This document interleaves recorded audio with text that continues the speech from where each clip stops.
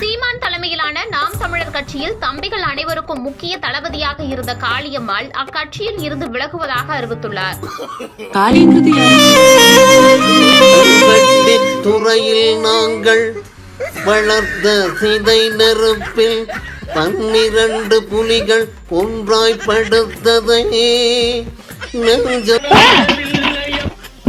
சோளத்தில் உட்கார்ந்துட்டு இருக்கான். நீ பாட்டுக்கு லிப்பம் கொடுக்குற. இப்போது விலகுகிறார் அப்போது விலகுகிறார் என்று பல்வேறு தகவல்கள் உலா வந்த நிலையில் விரிவான அறிக்கையை எழுதி வெளியிட்டு நாத்தாக்காவில் இருந்து விடைபெற்றுள்ளார் காளியம்மாள். ஐயா இந்த அங்கிள் அழுறாரு.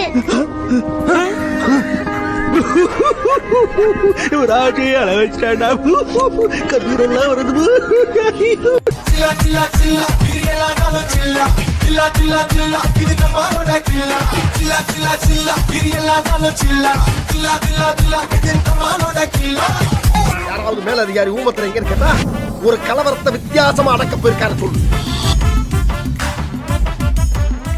தமிழக அரசியல் களத்தில் தனித்தே போட்டியிட்டு வரும் நாம் தமிழர் கட்சியில் ஒரு முக்கிய முகமாக இருந்தவர்தான் காளியம்மாள். ஒரு உண்மையிலேயே ஒரு அதிர்ச்சிகரமான தகவலை சொல்றேன்.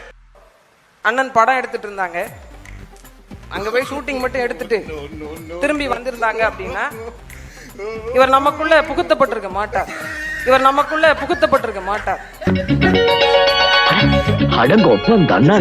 உலகத்துல இப்படி ஒரு கொடுமை இருக்காதுங்க, இப்படி ஒரு கொடுமை இருக்காது.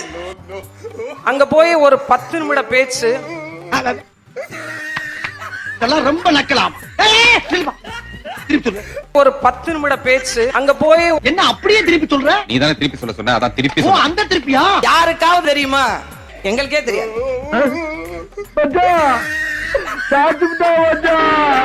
சமூக செயற்பாட்டாளராக மீனவ சமுதாய பிரச்சனைகளில் அதிக கவனம் செலுத்திய காளியம்மாள் சீமானின் அழைப்பை ஏற்று நாத்தாக்காவில் இணைந்து பணியாற்றினார். நாங்கள் யாரையா இந்த உலகத்துல யார்? அதையே வேண்டாம், நானும் கேட்கிறேன். யாரா நீ? காளியம்மாளை எங்களின் குலதெய்வம் என்றெல்லாம் உச்சி முகர்ந்து பாராட்டி இருக்கிறார் சீமான். என் தங்கை காளியம்மாளை நான் புதுசா அறிமுகப்படுத்த தேவையில்லை உங்களுக்கு. என்னுடைய குலதெய்வம் காளி தெரியுமா உங்களுக்கு? எனக்கு குலதெய்வம் வீரமா காளி. அது மாதிரி நம்ம கட்சியில ஒரு குலதெய்வம் இருக்கு காளியம்மாள். நமக்கு இப்படி ஒரு அனந்த பாசத்தை பாசமரல கூட பார்க்கல தம்பி. கரெக்டா சொன்னீங்க. எனினும் கடந்த சில மாதங்களுக்கு முன்பு காளியம்மாள் குறித்து சீமான் பேசிய ஆடியோ வைரலான நிலையில் நாங்க பிசுரும்பா அப்புறம் உசுரும்பா மரியாதையை கேவலப்படுத்தி என்னை தெருவில் நாரடிச்சாப்பா. தலைமை மீது அதிருப்தியில் இருந்தார் காளியம்மாள்.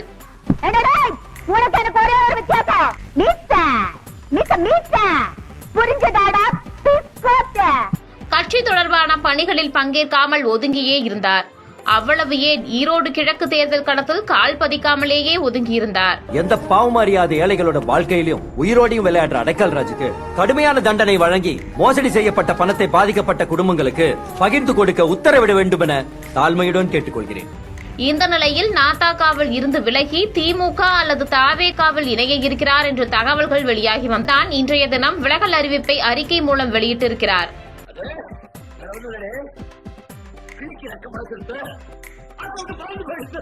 அப்படி அவர் வெளியிட்ட அறிக்கையில் இதுவரை இல்லாத கனத்த இதயத்தோடு எழுதுகிறேன். கட்சியில் பயணித்த ஒவ்வொரு கணமும் உண்மையும் நேர்மையுமாய் உளப்பூர்வமாக என் குடும்பத்திற்கும் மேலாக நேசித்து வந்தேன்.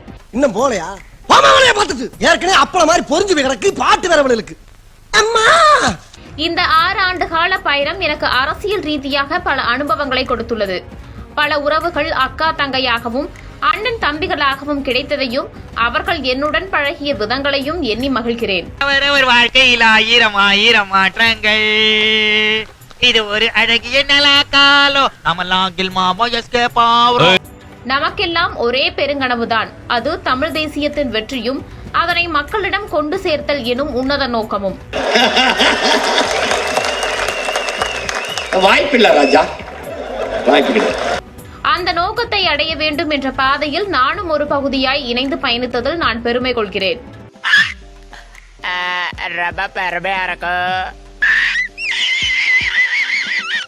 ஆனால் இப்பாதை இவ்வளவு சீக்கிரம் முடியும் என நான் கனவிலும் நினைக்கவில்லை.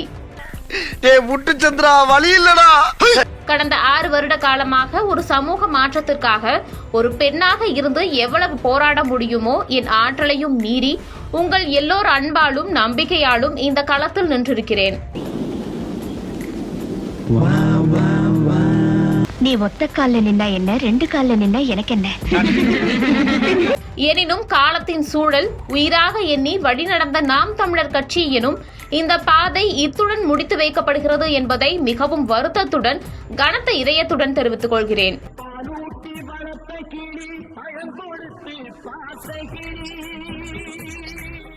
இங்கு பயணித்ததில் பலரின் அன்பு, அக்கறை, நம்பிக்கை, என் மீதான அளவற்ற பாசம் என்ற அனைத்தையும் மனதில் நிலைநிறுத்தியுள்ளேன். உள்ளே இருந்து துரோகியா இருப்பதை விட வெளியே போய் எதிரி ஆய்வது மேல் என்றுதான் அவங்கள அனுப்பிச்சிருக்கு. இதற்கெல்லாம் பயந்து இதனால வாக்கு விழுக்காடு குறைஞ்சிரும், ஐயோ எல்லாரும் போறாங்களேன்னு பயந்த ஆள் மாதிரி தெரியுதா? 1000 மடங்கு முன்பு இருந்ததை விட நம்பிக்கையோடும் உற்சாகத்தோடும் களத்துல வேலை செய்யறேன்னா, இறந்தவர் போக இருப்பவர் முன்னேறு, அதேதான் சென்றவர் போக நின்றவர் போராடுக. எனக்கு ஒரு வாழ்க்கையை அமைச்சு தரேன்னு சொல்லிட்டு என் வாழ்க்கையை உன் கையாலேயே அழிச்சிட்டியே. எந்த அளவுக்கு போலித்தனமான ஆளா இருந்திருந்தா இவ்வளவு கேவலமான காரியத்தை செஞ்சுட்டு என்ன உன் தங்கச்சி சொல்லிக்க வெக்கமா இல்ல? உண்மையான உழைப்பாளர்களுக்கும் உலக தமிழர்கள் மற்றும் நாம் தமிழர் உறவுகளுக்கும் நன்றிகளை சொல்வதோடு என் வருத்தங்களையும் பகிர்ந்து கொள்கிறேன். தூக்கி எரிஞ்ச அங்கு தங்கச்சி, தூக்கி வளர்த்த அங்கு தங்கச்சி, தூக்கி எரிஞ்ச கண்ணு கொடமாச்சி. ஒரு சாமானிய குடும்பத்தில் பிறந்த இனத்துக்காக தமிழ் தேசிய களத்தில் ஓடிய என் மீது மிகுந்த நம்பிக்கையும் அன்பும் வைத்து களமாடிய உங்கள் அத்துணை பேருக்கும் என்னுடைய சிரம் தாழ்ந்த நன்றிகள்.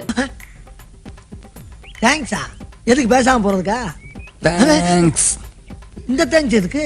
இன்னும் கிளம்புலங்க இருக்கா? தேங்க்ஸ். ஏப்பா எனக்கு எதுக்குப்பா இவ்வளவு தேங்க்ஸ் சொல்லிட்டு இருக்கா? இப்ப நான் ஒரு விஷயம் சொல்றேன், யார்ட்டையும் சொல்ல மாட்டேன். எனக்கான நெருக்கடிகள் நிறைய வந்த போதும் என் மீது நீங்கள் கொண்டுள்ள நம்பிக்கையாலும் நான் உங்கள் மீது கொண்ட அன்பினாலும் எந்த முடிவும் எடுக்காமல் அமைதியாக இருந்தேன். அமைதி அமைதி அமைதியோ அமைதி, அமைதிக்கெல்லாம் அமைதி.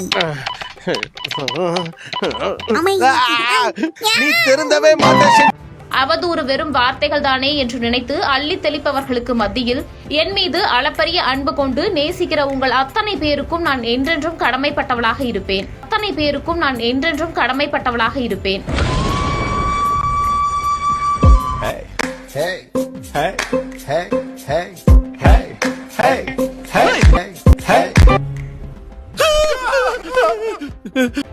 என்னுடைய இந்த முடிவு பலருக்கு வருத்தத்தை தரலாம், எனக்கும் தான்.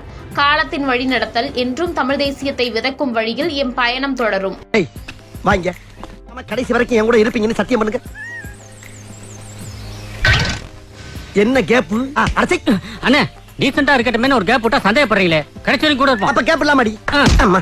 நன்றி, வணக்கம் என்று முடித்துள்ளார் காளியம்மாள். ஏண்டா கடையில என்ன இருக்கு? கடை மட்டும்தான் இருக்குது. நாமகட்டி இருக்கா? எது? நாமகட்டி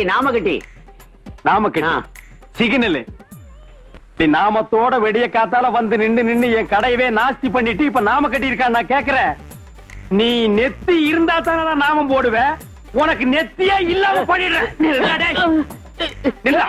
நம் இனத்தை கொன்று குவித்தது, அழித்தது, இயக்கத்தை அழித்தது எல்லாமே காங்கிரஸ் தான். இந்த காங்கிரஸுக்கு துணை நின்னது திமுக.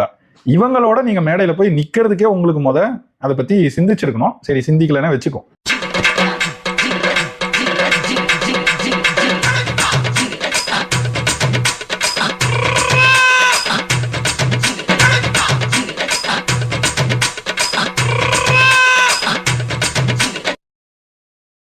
குறைந்த அளவு கேட்டுட்டு இந்த மாதிரி ஒரு நிகழ்ச்சியை நான் கூப்பிட்டுருக்காங்க, பங்கேற்கலாமான்னு கேட்க வேண்டியது ஒரு அடிப்படையா இல்லையா?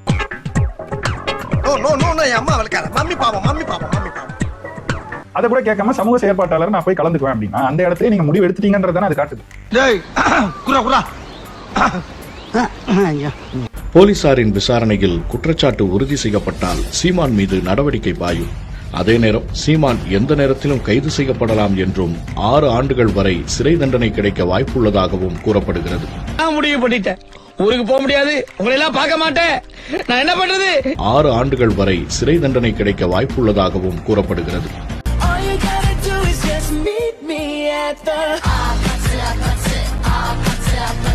சின்ன பிள்ளைல எல்லாம் பேய் அப்படின்னு பயப்படுவாங்க. நான் சுடுகாட்டுல தான் போய் அந்த படுத்தே கிடப்பேன். அங்க விளக்கறியும் அதுலதான் போய் படிப்பேன். அப்ப எனக்கு அச்சமே கிடையாது. ஒரு அளவுக்கு மேல பண்ணல. பிச்சைக்காரங்க பிறந்த பிச்சை எங்கடா இருக்கு? ஏன்டா உங்க பொண்ணு திட்டுற? பெத்து போட்டதுனால பேச்செல்லாம் கேட்க வேண்டியது இருக்கு. இனிமேலும் பக்கமே வர மாட்டேன் சாமி.